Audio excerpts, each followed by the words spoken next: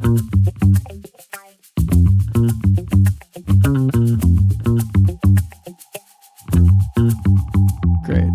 Well, hard to believe here we are at the very end of our time together. I was just thinking, because we covered such a wide range of territory in these 6 incredible presentations, if we have to talk about like a difference between yesterday and today, and this is a very rough kind of, maybe not even as good as an AI synthesis, but if yesterday we were really, I think a lot of what we talked about yesterday was they were analytics. You know, we were kind of looking at historical causes. We were thinking about roots of questions in museology. We were talking about philosophical matrices. Today, what we really had was 6 different propositions for different kinds of futures or different areas of our shared future. Whether we were talking about algorithmic culture, whether we were talking about art and ecology and sustainability, whether we were talking about our most basic perceptions through the language of neuroscience, whether we were talking about social activism or the potentiality of the museum as institution, or a perspective kind of formed from this Chinese process of modernization and what lessons it might hold for a wider world. So that's obviously an extremely vague way of trying to tie things together, but I think also speaks to just the multiplicity that we had here, and what a gift to be able to go to so many different places without leaving this room. So I just want to open by maybe going around without posing a direct question, but I would love to hear from everyone who was able to share today also what you are taking away today. You know, what was something that sticks with you from the 6 talks that we heard? And we can go in any particular order. So.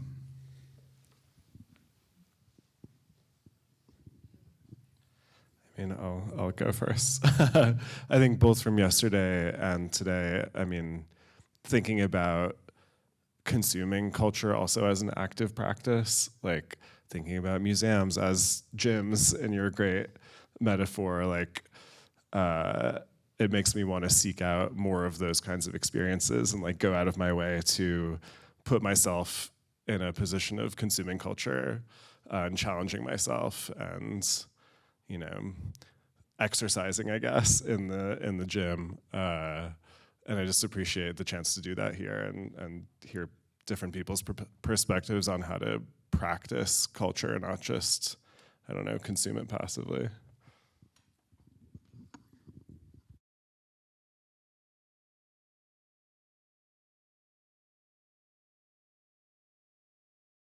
I really must say how struck I am by these 3 very different artistic positions, but each one of them that really compels me to think again or remind myself again at how artists are really, the absolute necessity for what they do, to whether it's documenting communities that wouldn't have, you know, a voice or a picture, documenting sort of kind of changes in structures within society, kind of making sure we don't forget that our ecologies are changing and needing to have signposts for that. And I found it both totally inspiring, because it's 3 such different positions, but 3 moments of reminding us how much culture matters and how we need to, I mean, in my talk I talked about fighting for it, but it's because these are the ones doing the fighting. These are the ones, exactly, they're at the front line.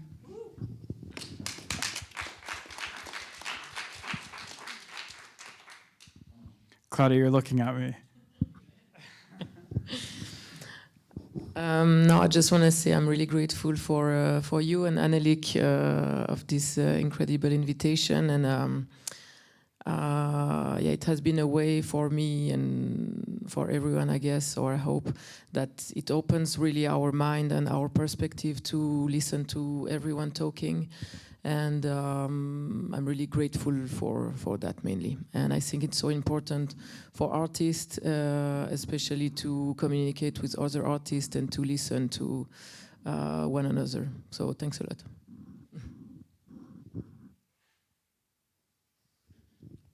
Yeah, just to second what Elena said, I'm just so thankful for the 3 artists, and having discovered you and how you're crossing borders every day, how, you know, whether it's in society, in a relationship to technology, with biology and nature, it's incredible. So really at the front line and very alive. I mean, just want to see more of this. This is just amazing. So there seems to be no border. And of course, maybe we all knew this, but there really seems to be no border what art is and what it can be. Fantastic.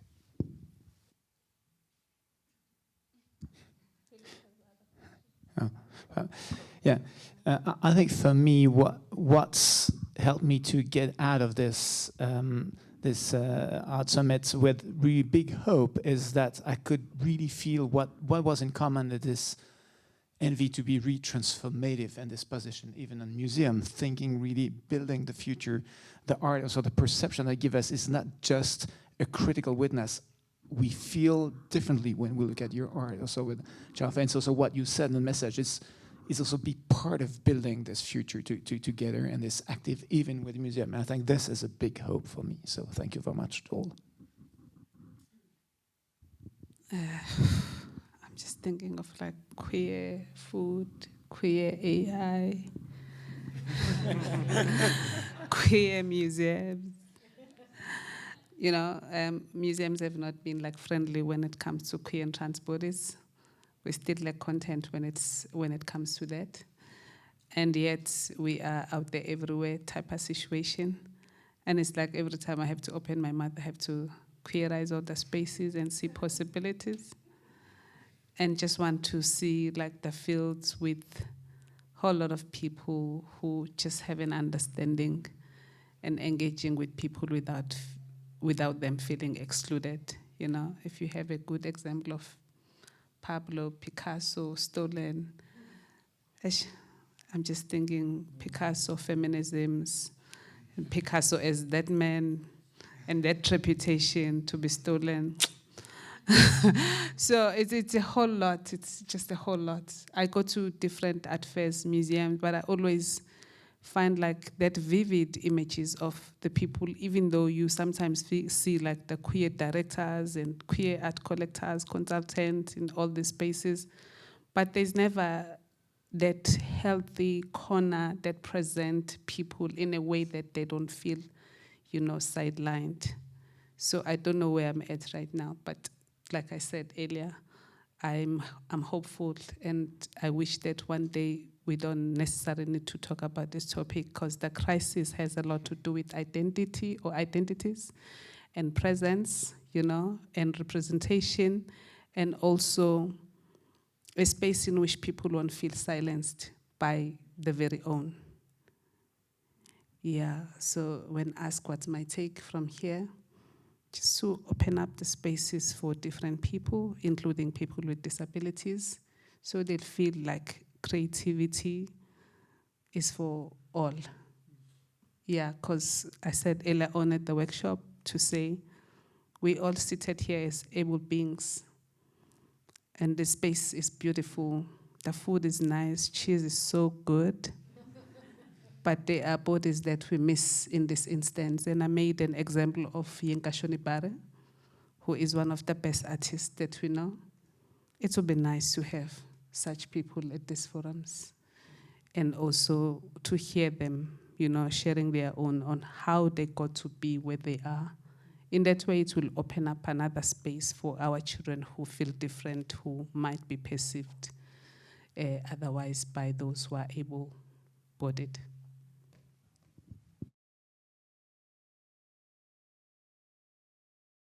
So I really like the selection from Phil. So even before I saw the poster, I can't imagine the different voices, different perspective from different people. So I think it's really amazing. People here to share their crisis, yeah.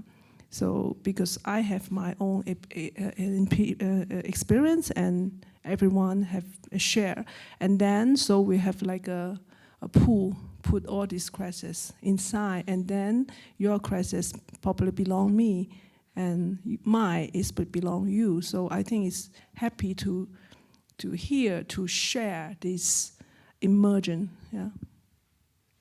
Or as Wong Tuo might say, my crisis includes yours. My city is yours from Renminbi City. No, but I honestly, that was one of the most resonant things for me today, was just bringing it back to this level of affect and emotion and feeling, and you know, the extent to which art is a place where we can feel things from and for and about each other across all kinds of differences and temporalities. And what a privilege and what a special thing. We have time for just a few questions if there's anyone in the audience who'd like to share or ask.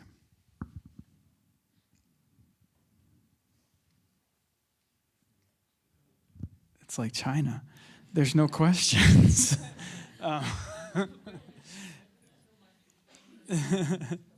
Claire, some of you have met Claire. Claire is an amazing artist and was one of the moderators of the debates throughout the weekend. That doesn't mean my question is good, though. All right. Zanel, I'm really inspired by the way that you spoke about your activism. For a moment, I thought, this is possible. For all the different voices that we have raised here and the concerns of the summit, if we were to take an action, what would that be? I would want to respond to my own question by following you, to be public, to be clear, and to use that in a way that raises a platform. And maybe you've all got different takes on that, but I'm very interested in, as we leave the summit, then how do we become activists? Easy question for everyone on the panel.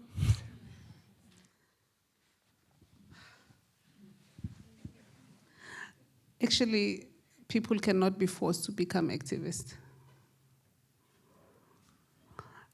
People need to engage and be conscious-minded. And being an activist is conscious and a process on its own. Nobody could tell you to take action right now. Annalike took action and became an activist of this kind and brought us together. That's a different kind of level of activism without calling it activist as such, but to say, how do you bring people together and let them be active? Because somebody took action. The question is like, how do we action to show that we care? This is for all of us. But to say, how do you become an activist? I'm not saying people should hold placards and run the street in any space, but I'm saying there's a need for people to feel and think and care and take action.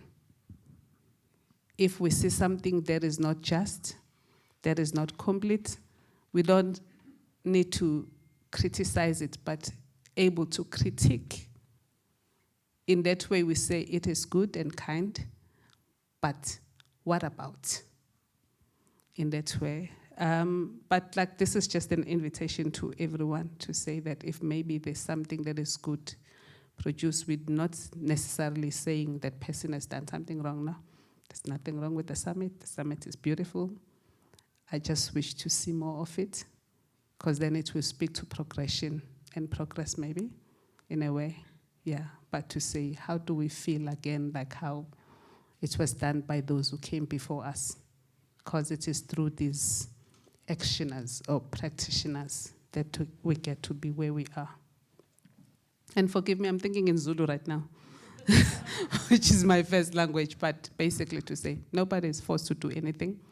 If you think or feel that you should be a board member of something to bring forth your voice and change, let it be, because your voice is much needed and it will help those who are silenced to feel that they are not alone.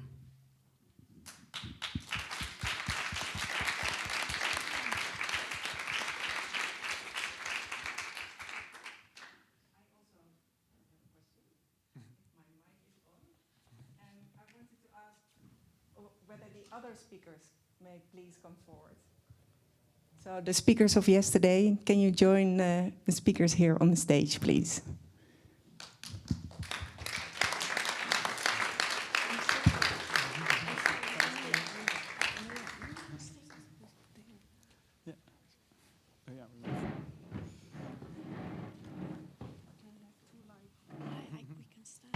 Oh, you don't have to sit. I'm happy for you to stand. We've been sitting for a long time already this afternoon. But the reason why I wanted all of you to come forward is because obviously I don't only want to thank Phil and the audience and everybody, but mostly these amazing 2025 summit speakers. A huge round of applause, please.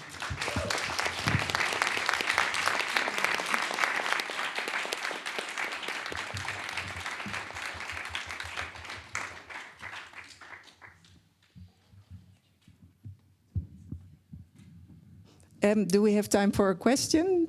Phil, what do you think? Or are we finished? I think that was a wonderful place to leave it. So thanks to everyone for being here and being part of this. Let's carry this forward. Thank you so much. Thank you.